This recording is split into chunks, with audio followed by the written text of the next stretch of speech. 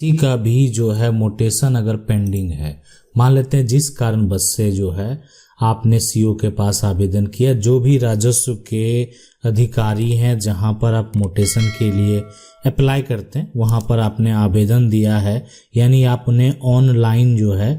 Apply किया है, ठीक है, लेकिन अभी तक वो जो है आपका पेंडिंग है, यानी एक तरह से ना आपका जो मोटेशन है उसको रिजेक्ट किया जा रहा है ना,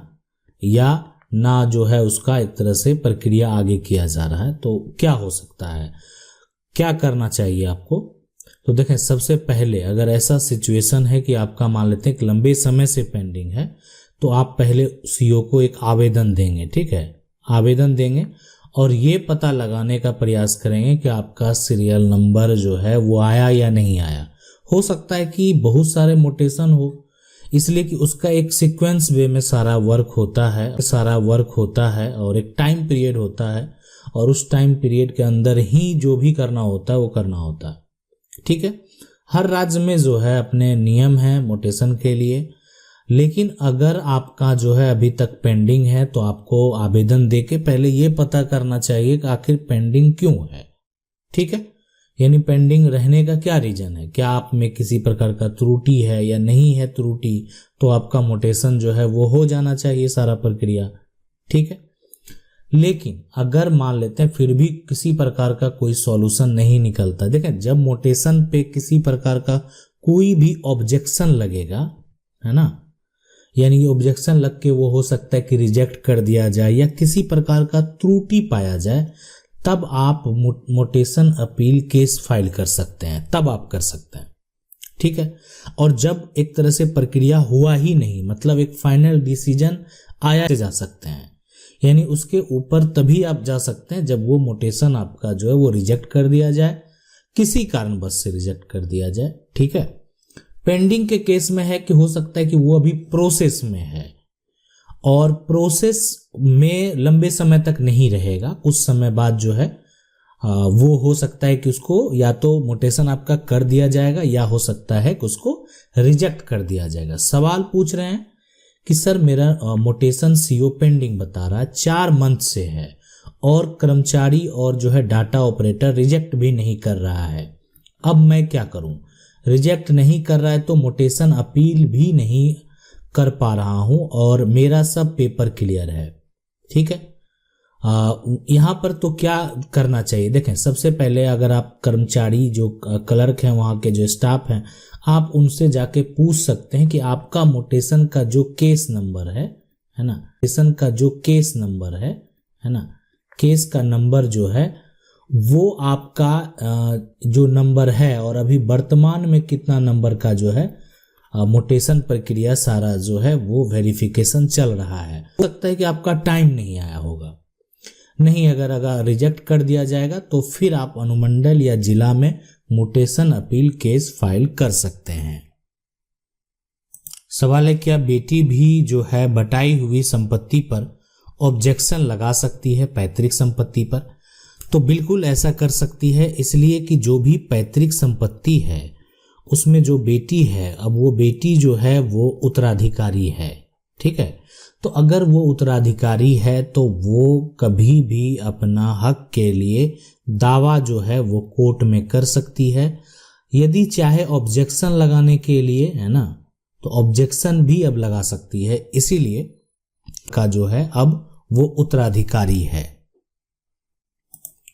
सवाल है कि मेरा दादी के नाम पर 62 डिसमिल जमीन है, लिया हुआ 20 साल हो गया है, लेकिन बेचने वाला 2 भाई है, बड़ा वाला जो है वो सड़क ओर से बेचा है, छोटा वाला का जो है यहाँ पर बेचे उतना ही जमीन है, लेकिन बात ये है कि छोटा वाला जो है ना, हिस्सा बांटने को बोल रहा है।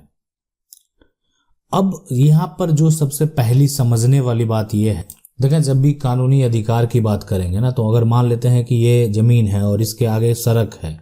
तो ऐसा अगर कोई मान लेते हैं सड़क यहाँ पर अगर एक तरह से बना हुआ है, तो सड़क के साइड कोई भी भाई अगर मान लेते हैं इसको बेच दिया, कोई एक बेच दिया है, अब ये ठीक है बांटने के लिए बोल रहा है, तो ये जो है ना किसी हिस्सेदार के साथ आप ऐसा नहीं कर सकते कि सड़क के साइड आप बेच दिए और पीछे आप उनका छोड़ दिए। तो कानूनी प्रक्रिया जो होता है इस प्रकार नहीं होता। आप जो है सड़क के जो एक तरह से सड़क अगर है तो वो दोनों का हक होगा, और न्यायालय में अगर जब मामला जाएगा तो हक तो छोटे वाले को जरूर मिलेगा। यानी सड़क अगर है, मान लेते हैं जमीन है और ये सड़क है, तो ये इस प्रकार का हिस्सेदारी संभव है, मतलब दोनों को सड़क मिले, ठीक है। लेकिन इस प्रकार नहीं संभव है कि कोई पूरा जो है सड़क को लेकर बेच दिया और बाकी जो है एक भाई के लिए पीछे जो है यहाँ पर छोड़ दिया, तो ऐसा संभव नहीं है। हाँ, लेकिन अगर कानूनी लड़ाई होगी तभी ये संभव है, इसलिए कि जब पहले बेच चुका है वो सेल डीड कैंसिल होगा तभी अगर आप खरीदेंगे तो ज़्यादा सही रहेगा, या कोई खरीदार है वो अगर खरीदता है तो तभी संभव है, नहीं तो एक तरह से विवाद उत्पन्न हो सकता है। सवाल है कि सर मेरी मम्मी के गांव में मेरी नाना जी का फार्म था, जिसमें नाना जी जो है यानी जी के खत्म हो जाने के बाद हमारे दोनों मामा ने जमीन को सेल कर दिया। मेरी मम्मी जो है यहाँ पर बुलाकर कागज पर साइन करवाकर हिस्सा नहीं दिया। मेरी मम्मी की जो है दिमागी हालत खराब है, उसे कुछ समझ नहीं आता, और दूसरा मेरे पापा और मुझसे भी नहीं बताया। क्या मुझसे मेरा मम्मी का हिस्सा मिल सकता है? तो 100% देखें, इसलिए कि बेटा अगर माँ के है ना, माँ अगर चाहेगी ना, माँ का अगर हक है, कानूनी अधिकार है, तो वो अधिकार आप प्राप्त कर सकते हैं। इसलिए कि माँ जो है अब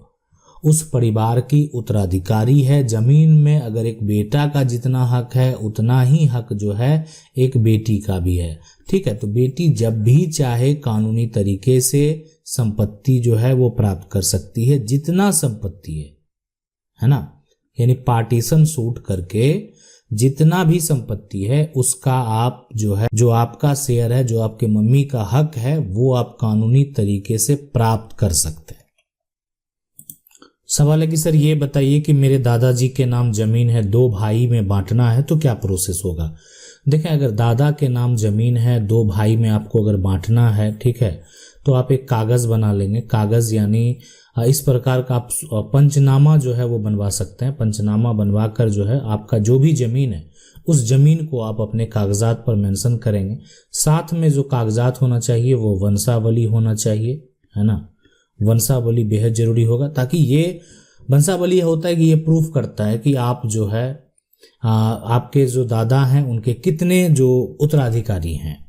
तो वंशावली देना बेहद जरूरी है। अगर उसमें मान लेते हैं कि जैसे 2 बेटे हैं, अगर 2 बेटी भी है तो बेटी का एनओसी का भी, नो ऑब्जेक्शन का भी जरूरत पड़ेगा। यानी बेटी अगर उस बात का सपोर्ट करे कि उनको जायदाद में किसी प्रकार का कोई, तो एनओसी चाहिए उसके लिए, ठीक है। तो ये एक हो गया। तो कागजात के बाद इसको जो है ऑनलाइन अप्लाई करना पड़ता है, यानी ऑनलाइन आप अप्लाई करेंगे। आप अपने जो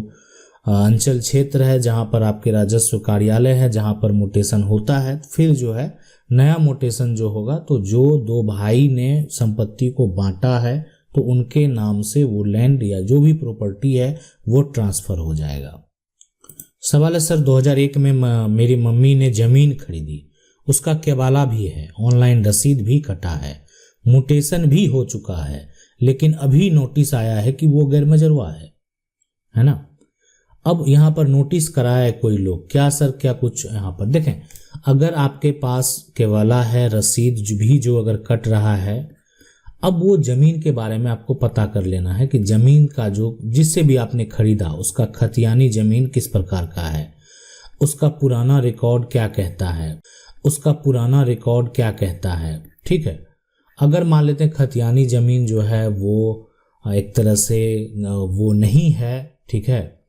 और पुराना रिकॉर्ड में भी वो जो है एक तरह से गैर मजरूआ नहीं है। बहुत लोगों के साथ ऐसा हुआ है कि जो पुराना दस्तावेज है उसमें उनका निजी जमीन है और गलती से किसी कारण बस जो नया राज्य सरकार का सर्वे किया गया उसमें वो जमीन को गैर मजरूआ बना दिया गया। तो अगर आपका दाखिल खारिज सारा कुछ हो चुका है, ठीक है, तो आपको किसी प्रकार का यहाँ पर समस्या नहीं होगा। अगर नोटिस आया तो नोटिस को एक्सेप्ट कीजिए, नोटिस का जवाब देने का प्रयास कीजिए। अगर आप ऐसा नहीं करेंगे तो हो सकता है कि फैसला आपके जो विपक्ष में लोग हैं उसके पक्ष में हो जाए। सवाल है कि मेरे दादा के नाम पर जो है पर्चा मिला है, खतियान वाला केवाला नहीं है,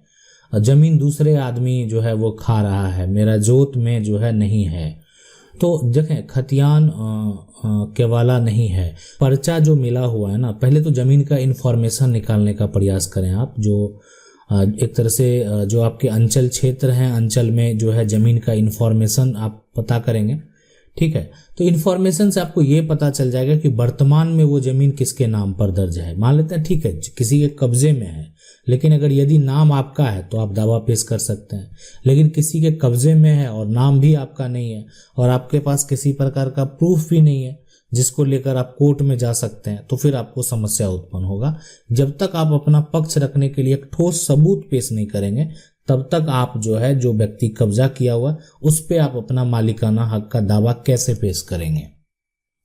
सवाल है सर, रजिस्ट्री ऑफिस में केवाला सर्च करने पर जो है नहीं मिल रहा है, उसका रसीद, देखिए रसीद आपके पास है यानी, और आप अगर उसका नकल प्राप्त करना चाहते हैं तो नकल के लिए आप जिला का आपका जहां भी रजिस्ट्री ऑफिस है वहां से आप अपने जिला कार्यालय में जाएंगे, कार्यालय में आप जो है एक बार अप्लाई करेंगे, इसलिए कि आपका जो कार्यालय होता है उसका इन्फॉर्मेशन जिला में भी भेजा जाता है। जिला का जो आपका रजिस्ट्री ऑफिस है, तो जिला में एक बार आप जो है एक तरह से नकल प्राप्त करने के लिए आप जो है आप आवेदन करेंगे, ठीक है। और उसके बाद जो है वो इसलिए कि वो मेंशन होता है,